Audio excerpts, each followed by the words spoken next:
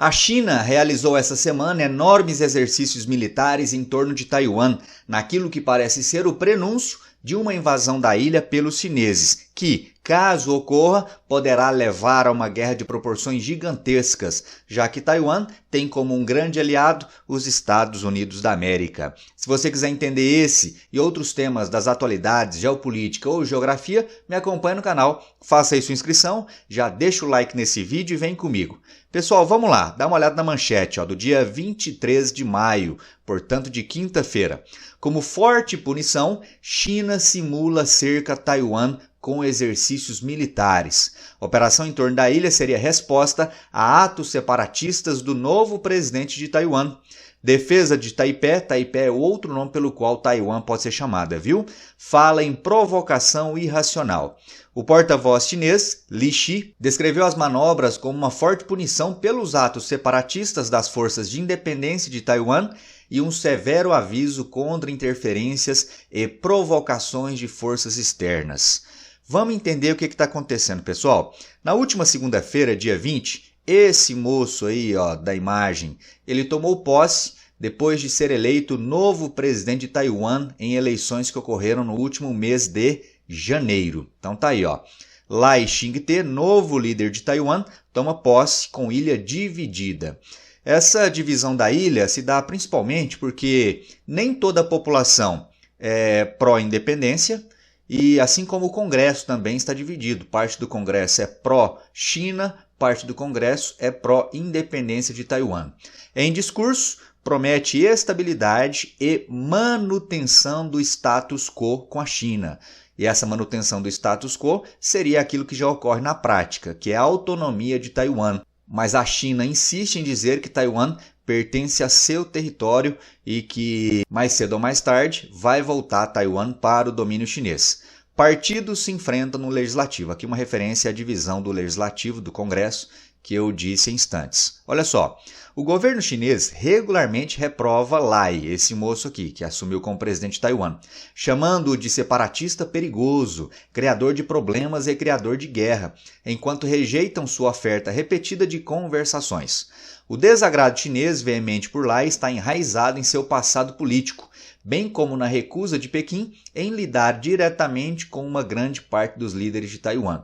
Então, historicamente, a China, pelo menos desde 1949, quando houve, de fato, a cisão entre os dois territórios, entre a China continental e Taiwan, desde então a China busca não se relacionar diplomaticamente com essas lideranças de Taiwan, porque a China entende que se fizer isso, seria uma forma de dar legitimidade a essas lideranças. Então a China meio que ignora essas lideranças, até como uma forma de dizer o seguinte: não é um líder de um território independente, portanto, por que nós chineses teríamos que manter diálogo com essas lideranças? Então o raciocínio é mais ou menos esse. Continuando, o ex-médico e veterano político de 64 anos já foi um apoiador aberto da independência de Taiwan, uma linha vermelha para Pequim. Seus pontos de vista moderaram ao longo dos anos, e ele agora diz que prefere o status quo, afirmando que não há plano ou necessidade de declarar a independência, pois a ilha já é, na prática, complementando a fala dele, já é um país soberano independente. Então, por mais que a China não reconheça a independência de Taiwan, por mais que boa parte da comunidade internacional também assim não reconheça, na prática Taiwan acaba funcionando como um país, como um território independente. Tem uma economia sólida, é uma potência tecnológica, sendo inclusive uma das lideranças globais na produção de chips, entre outras coisas. Então, repito, por mais que não haja esse reconhecimento pleno da soberania de Taiwan, na prática é como se Taiwan fosse um país autônomo, independente e soberano.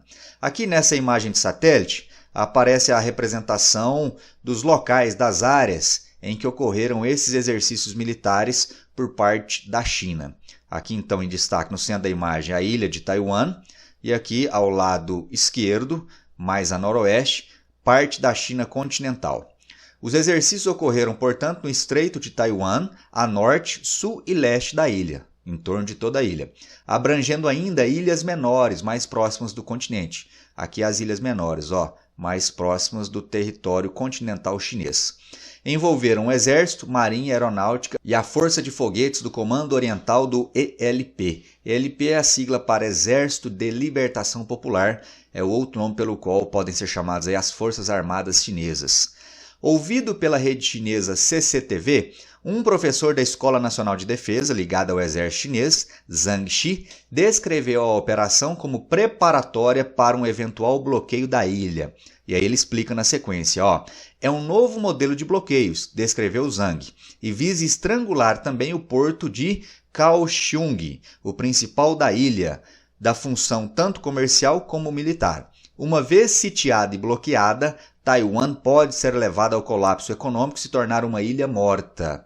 Então ele deixa claro aqui, que esse exercício militar, essa simulação, pode ser aí um prenúncio daquilo que a China fará em breve, que seria o quê? Bloquear toda a ilha de Taiwan para sufocar a ilha até um ponto em que a ilha não teria outra alternativa a não ser se render à dominação chinesa. Beleza? Seguindo, aqui um outro mapa só para você ter noção, acho que é interessante às vezes termos noção também de tamanho, Aqui a comparação, em preto, aqui no centro, a área do município de São Paulo. Então, para quem é de São Paulo ou tem ao menos uma noção do tamanho de São Paulo, pode aí comparar com o tamanho da ilha. O município de São Paulo cabe 24 vezes no território da ilha de Taiwan. Beleza então, meu povo? Tranquilão? Tá compreendendo a ideia? Mas aí eu quero aqui ampliar um pouco o seu entendimento. Quem dera se essa disputa entre China e ilhas vizinhas envolvesse apenas Taiwan, porque não envolve só Taiwan. Olha esse outro mapa. Nesse mapa aqui dá para termos uma visão mais ampliada de toda essa região sudeste da Ásia. Aqui aparece Taiwan, portanto, mas repare que há uma série de outras ilhas, outros arquipélagos, que são também reivindicados pela China como sendo seus, mas que a China acaba disputando aí a soberania e o controle desses territórios com outros países vizinhos, como por exemplo Filipinas, Brunei, Malásia, Vietnã, países esses que são, pelo menos do ponto de vista comercial, muito próximos de quem? Dos Estados Unidos. Então a tensão por disputa e controle de territórios, de ilhas no sudeste da Ásia, aqui nessa região oceânica, ela engloba muito mais do que apenas Taiwan e envolve direto ou indiretamente Estados Unidos da América. Vamos entender. Por essa região passam anualmente mercadorias no valor de 5 trilhões de dólares e 1/3 do transporte naval do mundo. Além disso, estima-se que haja grandes reservas de petróleo e gás na região, que também é rica para pesca. Então aí a descrição breve da importância tamanha dessa região para interesses econômicos de diferentes países.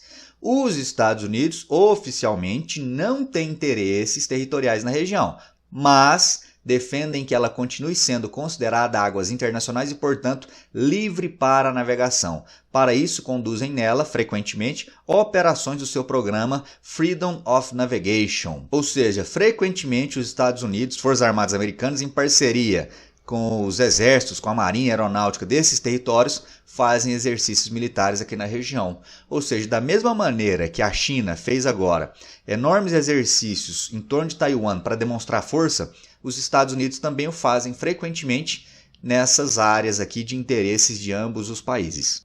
Continuando, China e Estados Unidos se acusam mutuamente de estarem militarizando o mar da China Meridional e a imprensa chinesa ligada ao Partido Comunista já ameaçou com guerra se os Estados Unidos bloquearem acesso a ilhas. Então você está entendendo, o tanto que a região é tensa. É tão tensa que no início do mês de abril saiu uma reportagem em um jornal americano falando sobre isso aí, Estados Unidos já treinam para a guerra com a China em ilhas remotas. Ou seja, tudo indica que num futuro talvez não tão distante, inevitavelmente ocorrerá esse conflito ali na Ásia envolvendo essas disputas territoriais. Um regimento militar de fuzileiros navais dos Estados Unidos é treinado como parte da atual estratégia do país para combater potenciais adversários de guerra, como a China em um conflito naval. O objetivo do regimento seria sincronizar operações de soldados, marinheiros, marines e aviadores norte-americanos com forças militares de aliados dos Estados Unidos no Pacífico, como Filipinas, Japão e também quem? Taiwan. Olha o que disse um coronel das Forças Armadas dos Estados Unidos. Nós passamos a maior parte dos últimos 20 anos olhando para um adversário terrorista sem armas sofisticadas, que não tinha acesso a um poder nacional em sua plenitude. Aqui falando sobre os grupos radicais islâmicos que os Estados Unidos combateram no Oriente Médio desde ali o começo dos anos 2000. Agora temos de reorientar nossas formações para alguém que pode ter essa capacidade. Qual capacidade? Capacidade de ter o controle sobre um poder nacional em sua forma plena. Aqui, logicamente, uma referência clara a quem? A poderosa China, que ainda que não seja tão poderosa do ponto de vista militar quando comparada com os Estados Unidos, ainda assim a China tem investido muito em questões militares e não pode ser desprezada. E aí mais um ponto aqui que confirma essa inevitabilidade de um conflito envolvendo esses grandes atores foi, relembro aqui, eu já falei sobre isso em um vídeo anterior, mas trago de novo, foi o discurso feito pelo presidente chinês no final do ano passado. Dá só uma olhada aqui para você perceber o tanto que a situação é de fato tensa. Olha só, em discurso de ano novo, o presidente Xi Jinping disse que a China vai consolidar e reforçar a recuperação econômica do país agora no ano de 2024.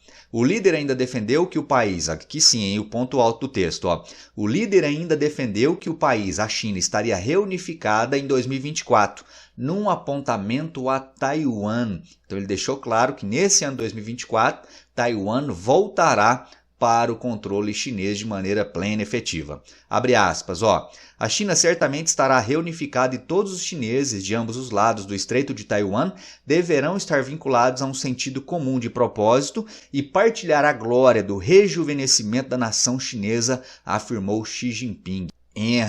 Então, pessoal, o que está claro, pelo menos para mim, não sei para você. Para mim está claro que uma guerra envolvendo China de um lado e Estados Unidos, mesmo que de maneira indireta do outro, não é nem mais uma questão de se vai ocorrer, mas sim de quando vai ocorrer.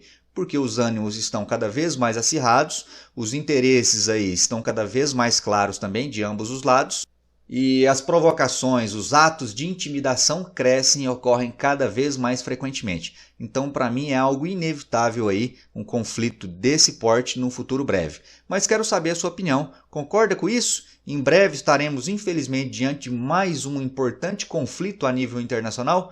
Deixe aí nos comentários suas impressões, o que você pensa sobre tudo isso. Se gostou do vídeo, já sabe, deixa aí o like. Se não gostou, deixa o dislike e te espero no próximo. Um forte abraço e até lá. Valeu!